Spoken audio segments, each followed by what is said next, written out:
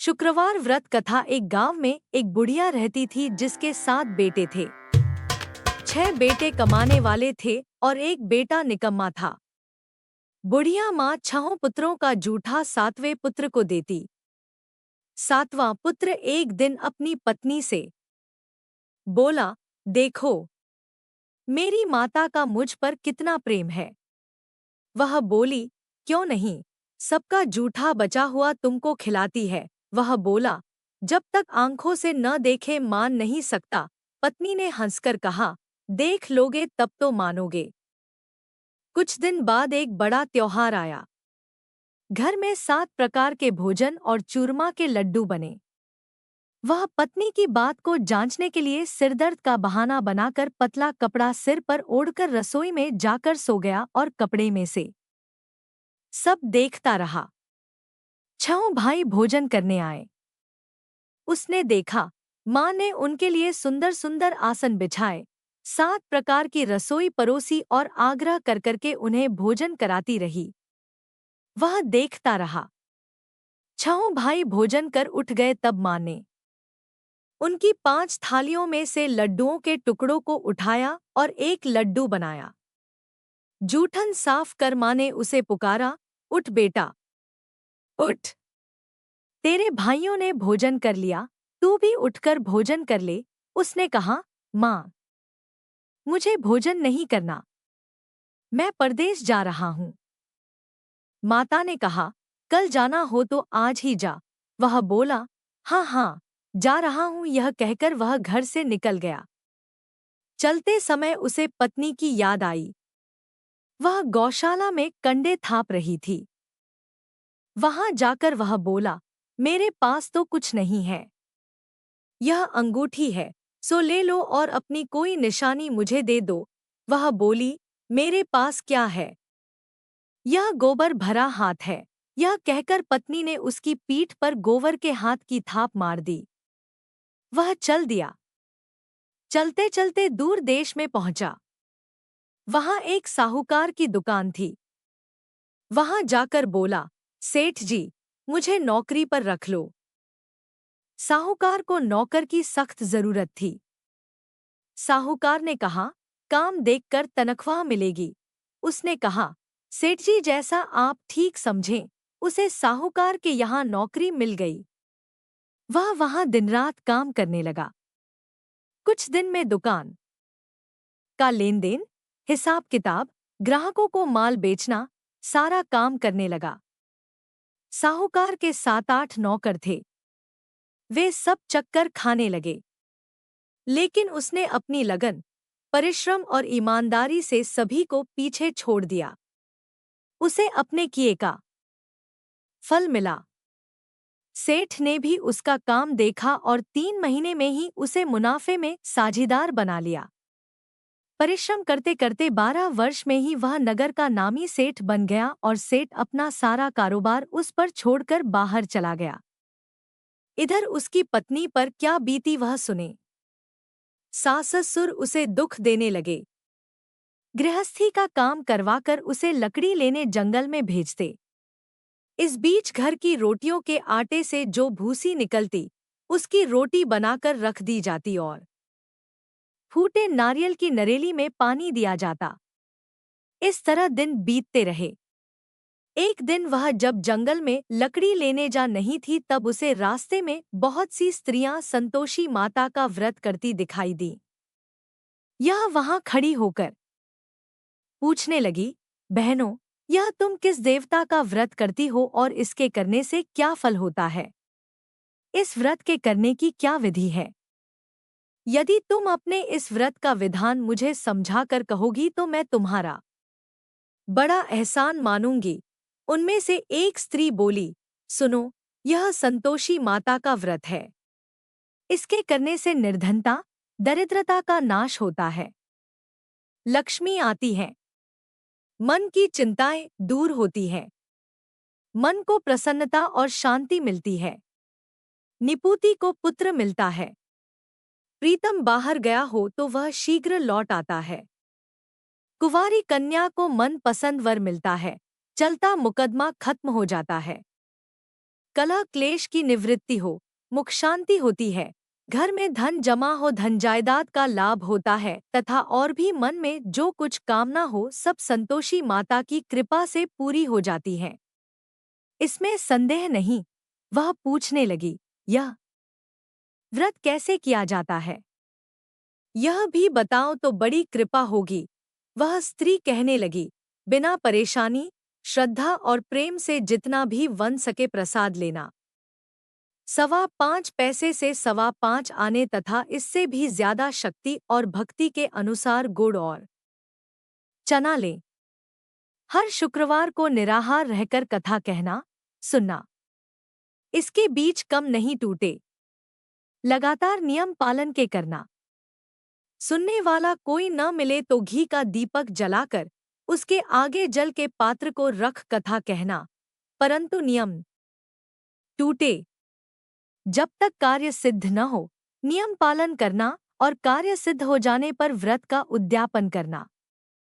3 मास में माता पूरा फल प्रदान करती है। यदि किसी के ग्रह खोटे हैं भी तो माता 1 वर्ष में अवश्य उनको अनुकूल करती है। कार्य सिद्ध होने पर ही उद्यापन करना चाहिए, बीच में नहीं। उद्यापन में 2.5 सेर आटे का खाजा तथा इसी अनुसार खीर तथा चने का साग बनाना। 8 बच्चों को भोजन कराना। जहां तक मिले देवर, जेठ, भाई बंधु, कुटुंब के लड़के लेना, न मिले तो रिश्तेदारों और पड़ोसियों के लड़के बुलाना। उन्हें भोजन करा, यथाशक्ति दक्षिणा दे, माता का नियम पूरा करना। ध्यान रखना उस दिन घर में कोई खटाई न खाए। यह सुन वह वहां से चल दी। रास्ते में लकड़ी के बोझ को बेच दिया और उन पैसों में गुड़ चना ले माता के व्रत की तैयारी कर आगे चली। रास्ते में संतोषी माता के मंदिर में जा माता के चरणों में लौटने लगी।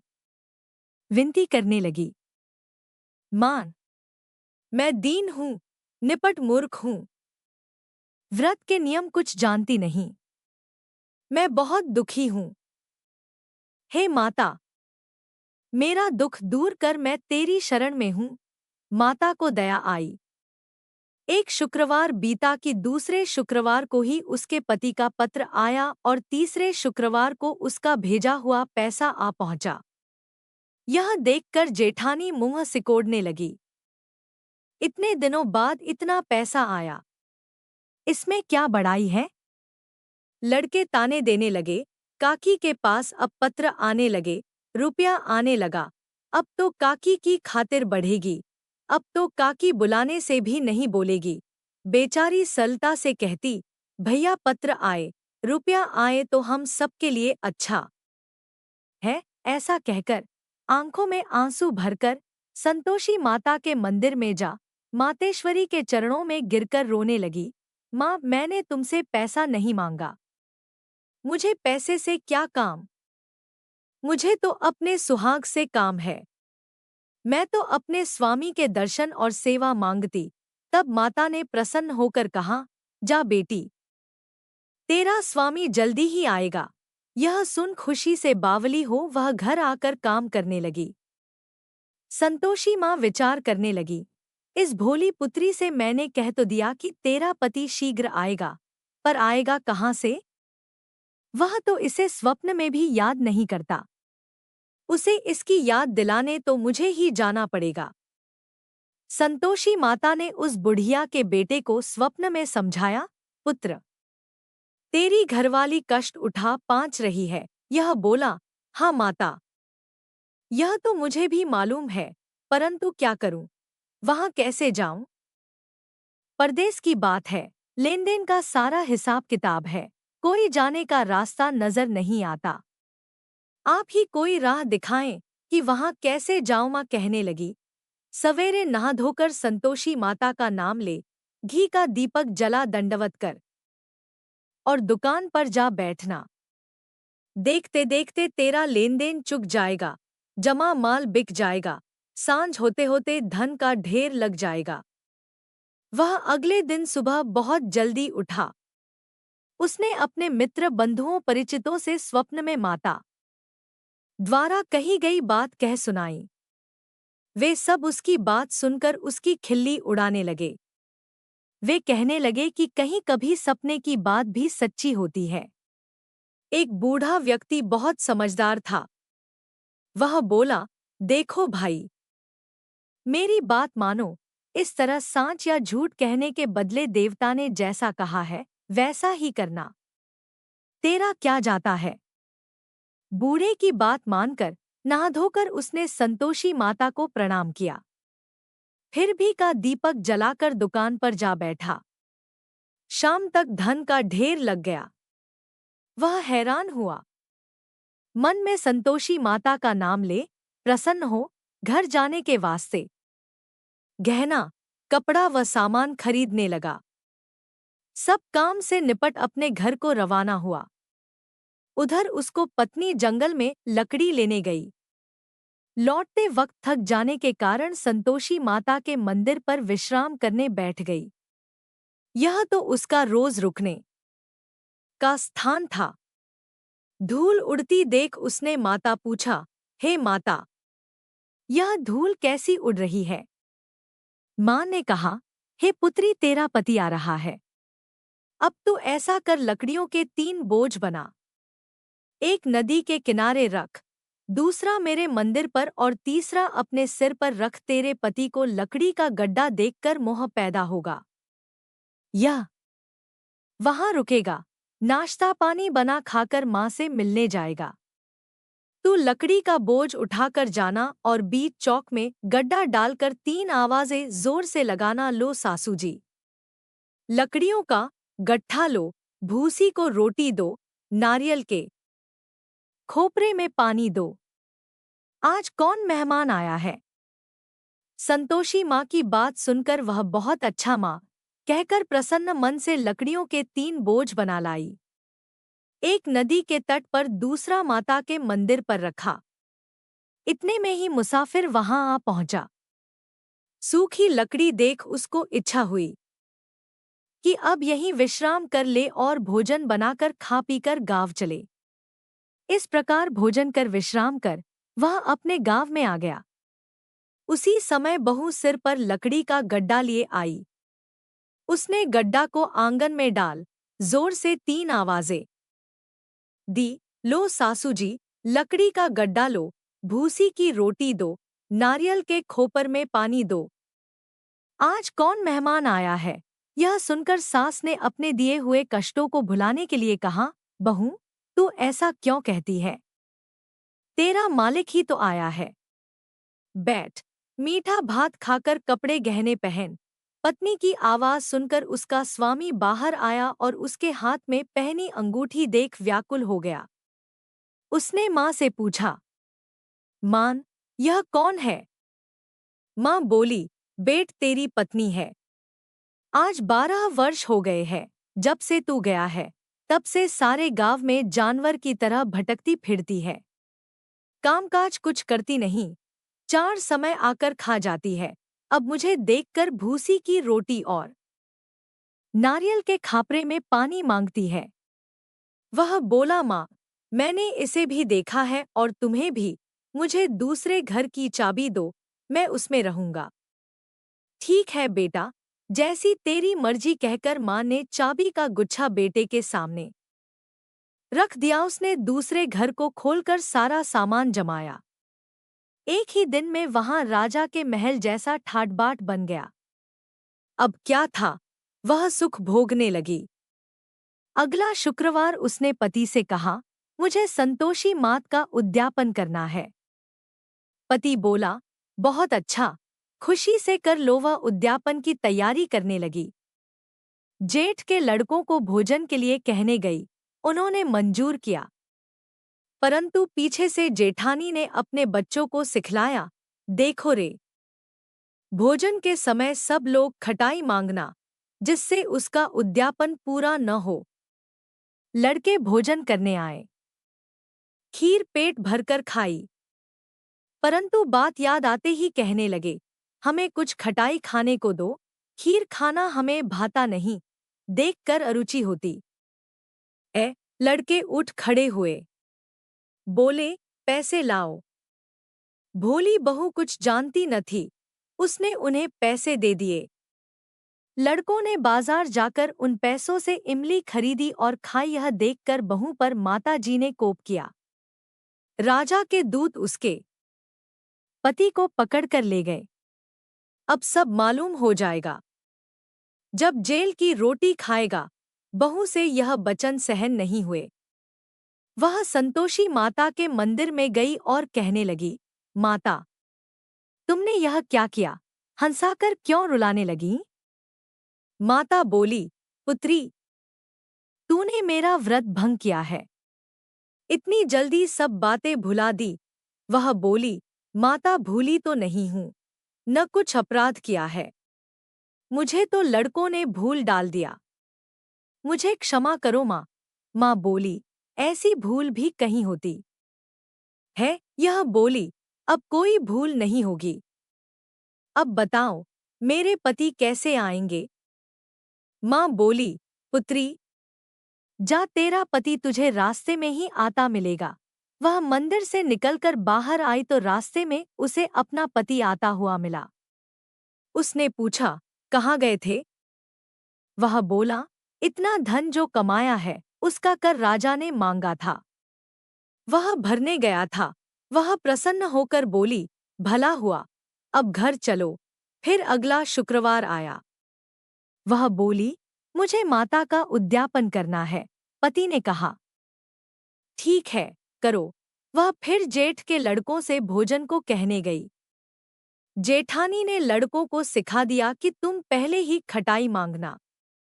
लड़के भोजन करने बैठे, लेकिन भोजन करने से पहले ही कहने लगे, हमें खीर पूरी नहीं भाती, जी बिगड़ता है, कुछ खटाई खाने को दो। यह बोली, खटाई खाने को नहीं मिलेगी, खाना हो तो खाओ। उनके उठकर चले जाने पर उसने ब्राह्मणों के लड़के बुलाकर भोजन करवाया। दक्षिणा की जगह उन्हें एक एक फल दिया।